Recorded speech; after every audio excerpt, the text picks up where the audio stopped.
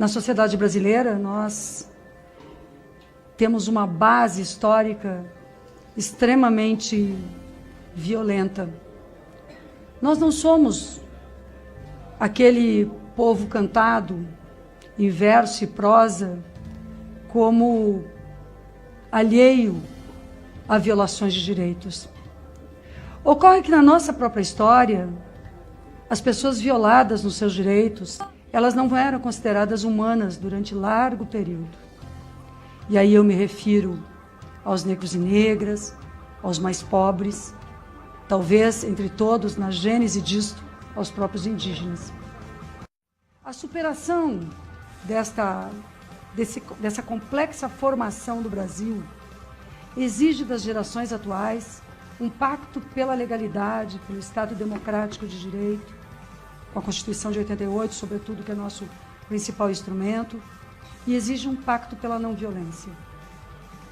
O Estado tende, deputada Benedita, a organizar-se, sobretudo diante do desenvolvimento do Brasil, como extremamente patrimonialista e contrário aos direitos humanos. No entanto, os direitos humanos são uma cultura. Os direitos humanos são uma proposta de humanidade. E ao longo dos últimos anos, nós vimos essa cultura que embalou a própria democracia, que está na base da democracia brasileira, ser atacada de todas as formas. E ainda, nos dias atuais, defensores e defensoras de direitos humanos, de direitos sociais, reconhecidos publicamente ou não, são atacados de todas as formas. Até mesmo a morte tem sido banalizada. No próximo domingo, 31 de março, nós teremos um episódio no Brasil que não nos lembra coisas boas.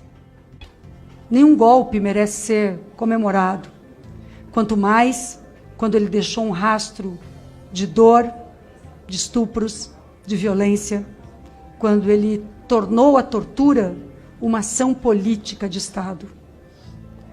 Lembro que os artistas foram torturados, que representantes da democracia, como Rubens Paiva, que não era um comunista, era do PTB, era um trabalhista que apenas buscava a legalidade no Brasil, era um democrata, um nacionalista, foi retirado da sua casa, foi morto. Lembro Vladimir Herzog, diretor da TV Cultura.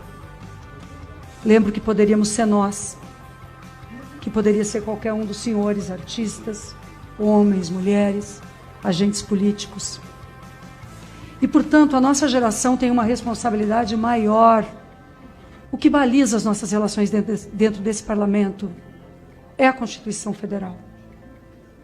Então, nessa Comissão de Cultura, eu não poderia deixar de referir que quando eu vejo as mais altas autoridades da República elogiando a tortura, já não dentro deste parlamento, mas em postos, inclusive, mais elevados, isto é um incentivo ao ódio, à desesperança, à cisão do Brasil. Isso nos divide. Enquanto setores democráticos, nas próprias Forças Armadas, tiveram cuidado ao longo dos anos de tentarem, inclusive, diálogo e mudar. Eu sei, como diz Baltazar Garçom, que uma página não pode ser virada sem que seja lida. Mas eu quero dizer aos senhores e senhoras que lamento profundamente que o Estado brasileiro seja desrespeitado, o Estado democrático de direito do Brasil esteja sendo tão desrespeitado como a proposta de comemoração do próximo domingo.